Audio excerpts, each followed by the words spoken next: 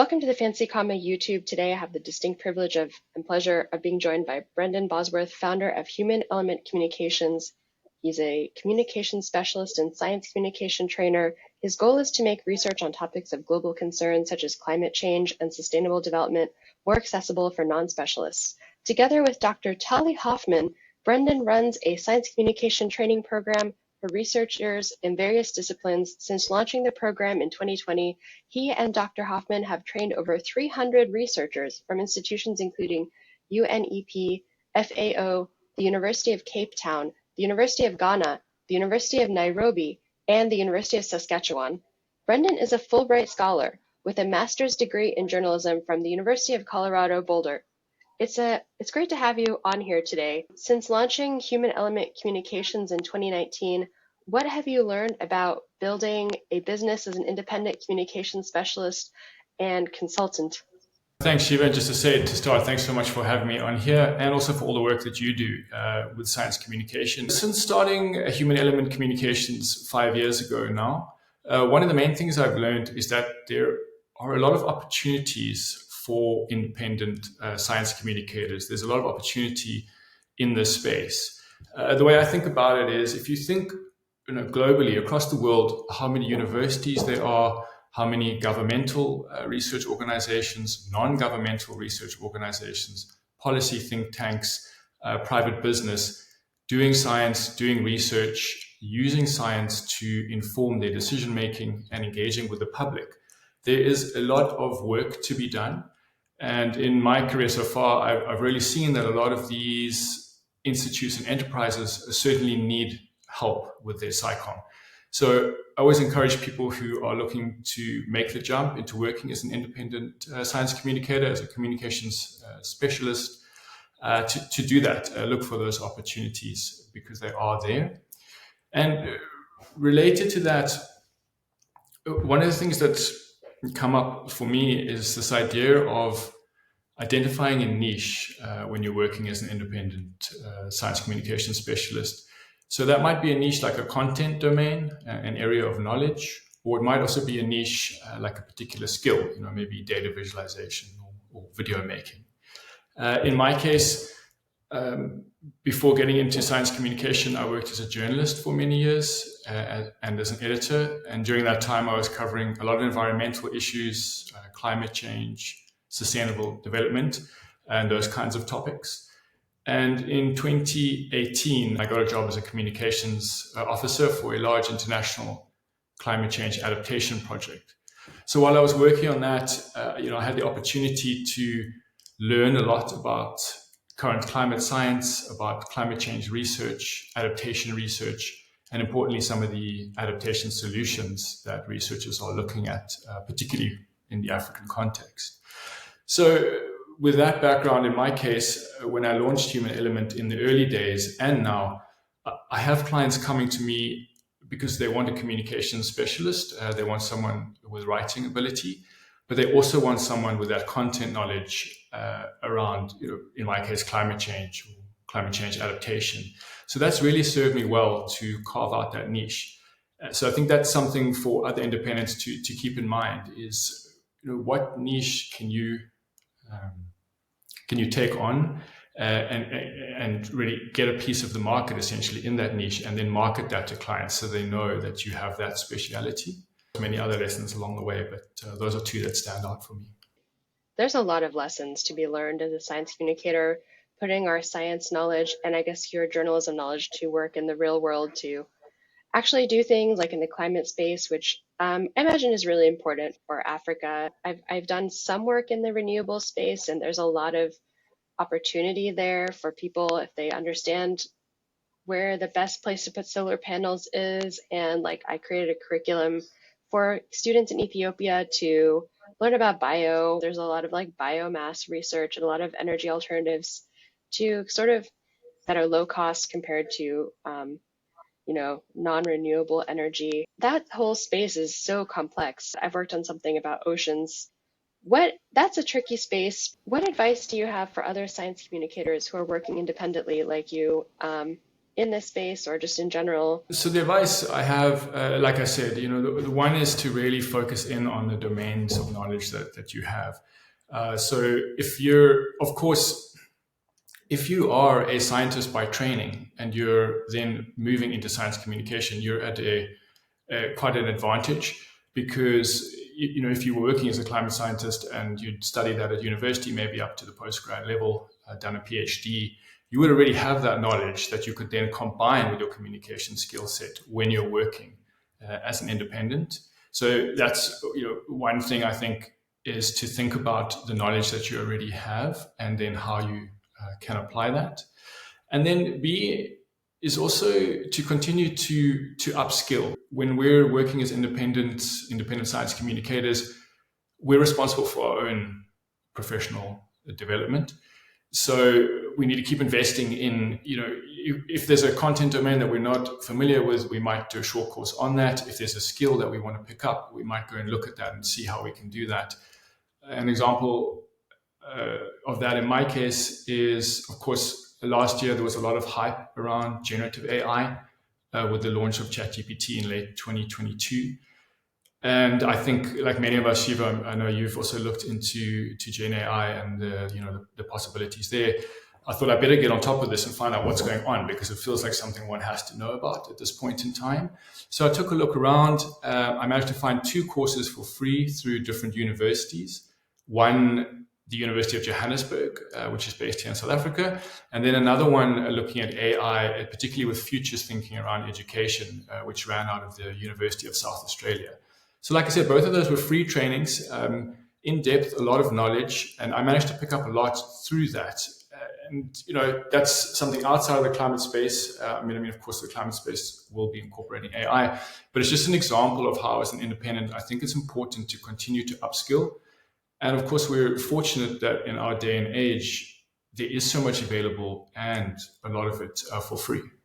Everyone's using AI. There's this website called blackbox.ai that you can type in your video URL and it will just summarize it for you using AI. So I spent some time yesterday summarizing fancy comma videos with AI, and it actually did kind of a good job. It didn't do a good job on some things, like it just fudged the facts. It didn't get a lot of them right, but basically summarized a lot of our interviews. So a lot of people, especially people without a science background, many journalists don't understand how AI works. Maybe now they understand how AI works, but it's really important to sort of keep tabs on these emerging technologies. I haven't used ChatGPT just because every time I go to check the website, it was over capacity. So I just never signed up for it. But I did try this blackbox.ai thing. So maybe science communication or ChatGPT is going to change the science communication landscape in some ways, because there's another guy, he uses ChatGPT all the time in his work, and he's a science marketer, and he made 5-figure, he just posted on LinkedIn, and he said, and I really want to interview him on here and see how he did this, but I don't know if he will come onto our YouTube, but he made 5 figures in 1 month, apparently using ChatGPT. It's really important to know how those things work to be able to use them effectively, because you don't want to use them wrong or miss the parts where they are kind of not working as well. What challenges have you observed for effective science communication, and what are the opportunities for overcoming those? One of the core challenges that I've seen in the work that I've been doing in the last few years is just that science communication training there's not enough of it happening. I'm not sure what it's like your side in the US, Shiva, but here in South Africa, if you're studying science at university, science communication is not part of your curriculum. So I would love to see universities offering, a course in foundations in science communication to students, to get them thinking about science communication already in the early days of doing their university work. When I was working on a climate change adaptation project, this was the impetus for why I started this training, is I quickly realized that many of the researchers that I was working with, from the master's level up to senior researchers, had not received science communication training. And we were, of course, putting out a lot of facts, figures, great, strong research. But I saw that there was this gap, this need for training. And particularly with a background in journalism, I decided that I wanted to use what I learned on the media side of things to work with scientists to build that science communication capacity. I think science communication training, whether it's at university level or for international organizations, development organizations that I work with, or in the private sector, wherever, I think the training itself is great. For me, I get a lot out of working with people. People are always excited in the training. They typically respond well to what myself and Dr. Hoffman teach. But what we advise to our clients post-training is to say, look, the training is not a silver bullet. We're with these people for a couple of weeks. People get into the work. They want to apply it. They're excited about it. But these new skills can easily be put to the wayside a couple of months down the line, for various reasons. Like we know, people are often very busy at work. So sometimes to introduce new thinking, new ways of doing things, it takes time. It's often easier to do things the way they were done in the past, to fall back into old ways of thinking. So in the case of science communication, what I advise to clients is to take a more long-term approach. If you're working with myself and my colleague, Dr. Hoffman, we would advise you to say, look, let's take the next step after the training. Can the organization provide a supportive space for people who have done our training? And that might look like getting the group together once a month after the training, every month getting together to discuss science communication. They might get together to pitch ideas, to provide feedback on upcoming communications work, communications products. So there's something there where the training is just the first step. And I think it really benefits institutions, organizations who have received science communication training to take a long-term view, to look at ways that they can support the growth of science communication in their organization, and then also to weave some of the principles into their work. So one of the things we cover in our course, the foundation really is strategic communication. So that's, of course, thinking through your target audience, your communication goals, their scientific literacy, the information that they need from you, and how best you can deliver that to them. So if you're learning that in the course, then it'll be great to then weave that thinking into your strategy, thinking at the institutional level once the training is over. The idea of humanizing science and scientists is important to you. Can you tell us a bit more about that? So yeah, the name of my business is Human Element Communications. So yeah, the human aspect of science is important to me. And what I mean by that is, myself as a consumer of research, a consumer of media, a consumer of science, I'm always interested in the person behind the research. So I want to know why the scientist is doing this work. Why does it matter to them? Why do they care about it? And how does why they care about it impact me? Why should I care about it?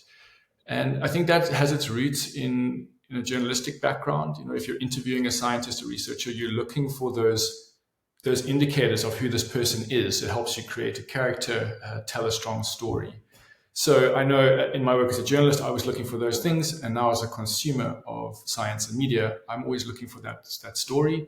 And I know if I go to a presentation by a researcher, I can quickly switch off if there's just a typical PowerPoint, lots of facts and figures, overly packed, and I don't hear much about the person behind that research.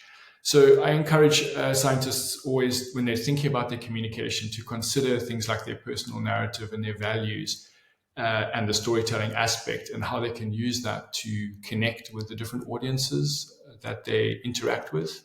I think it's important, and I think it helps the facts, the figures, the scientific research to carry when that person is just giving you a little bit more of that human aspect. It's not always easy to do that because it can involve vulnerability. I think it's easy to be behind a PowerPoint and stand behind the facts and the figures. It's easier to just reel things off without showing a bit of yourself. It takes a little bit of vulnerability. But I do encourage researchers to do that because I think it pays off. There's more to science than just coming up with facts. There's also like a process that involves people and society. And when people focus on that, it kind of makes science more inclusive to everyone. And it makes science more understandable to everyone as well, because scientists like to they like to do science and they like to dedicate their lives to science, and that's something that gives them a lot of pride. But there also is this other aspect of a scientist is just a person like anyone else that's doing really important work. And so people find scientists if people find scientists relatable, that's one thing they have in common with scientists. They have connection to scientists, and that's good for science literacy, and it makes science more accessible. You developed your science communication training program with Dr. Tali Hoffman, science communicator based in Cape Town, who runs Honey Guide Science Communication.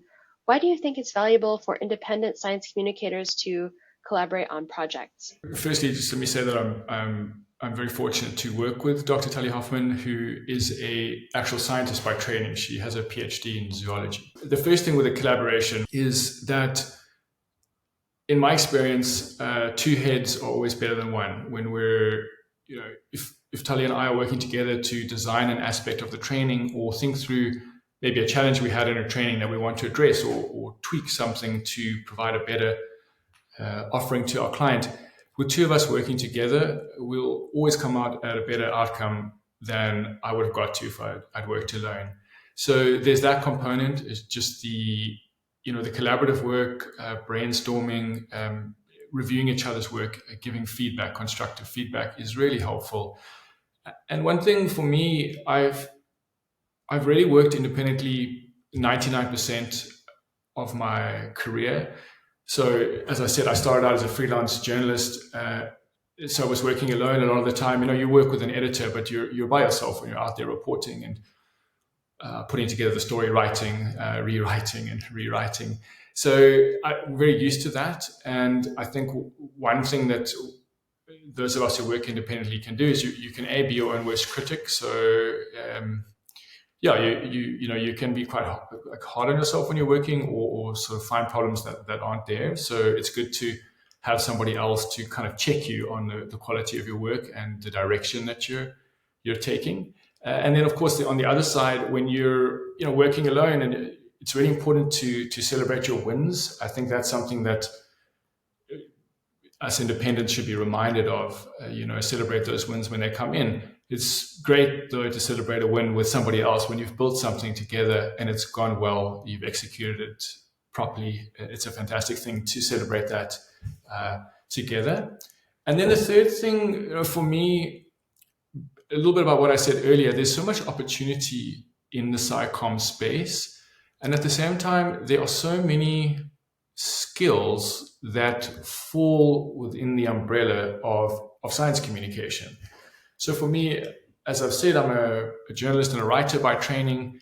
I'm interested in personal narratives, in storytelling, in character, in the structure of writing, solutions-oriented messaging, all of those kinds of things.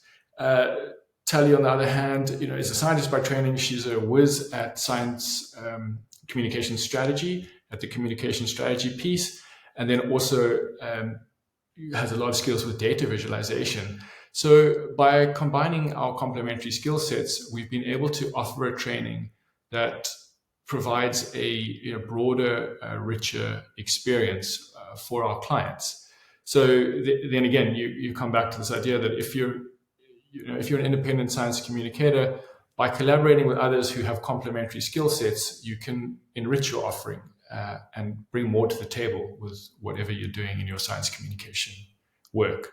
So I certainly encourage those who are working alone, working independently, to look in the network, see who's doing interesting work that may need a collaborator, or if you're weak on a particular skill. Data visualization is certainly not my strong point. If you aren't strong in a particular skill set, you could find a collaborator that can offer that, and then, like I say, you can enrich your offering and bring more to your clients. That's amazing that you are a Fulbright scholar. Are you a Fulbright scholar in science communication, by the way? No. So when I went to the US for my scholarship, I was working as a journalist then. I went over there to do my master's. So I have a master's in journalism. But that part of my journey really is integral to where I am today. When I was in the States, I studied at the University of Colorado Boulder, and they have an environmental journalism program there. I was fortunate to study science writing with a professor called Tom Yulesman. and environmental reporting with another professor, Len Ackland. So they really, taught me these basic skills of science writing, environmental reporting, which I then used for many years as a journalist. I came back to South Africa in end of 2012, early 2013. So that really set me on the path to where I am today. So I'm grateful for that scholarship and grateful for what I learned in that master's program in the US. Electric cars are actually very heavy, so the roads have to be changed to adapt to that. So I think there will be a lot of science communication involved in our eventual transition away from non-renewable energies. I mean, I don't know, maybe we will. I really don't know, because I live in a heavily oil and gas state in Oklahoma, and so we do have a lot. We have a Tesla place here in Oklahoma City, so people can buy electric cars, and there's a lot of electric cars out there, but I wonder what the future of that will be. But it will definitely involve a lot of explaining the science of all of this stuff, and so that's why we need internationally, we need educators that are well versed in that and that can sort of handle these narratives and humanize science and scientists and sort of bring it all home for everyone so we can make good decisions based on sound science that is accessible to people. So really grateful for the chance to speak with you and to learn about your work. And grateful for this discussion. So thanks for being on. Great. Shiva, thanks so much for having me. And again, like I said, thanks for all the work you do with Fancy Comma, the books you write, the blogs you do, this YouTube channel, your activity on Twitter. I think you're really doing a lot for the international science communication community, and I certainly appreciate it from my side. Thank you. That really honestly means a lot to me. So we're grateful to you as well.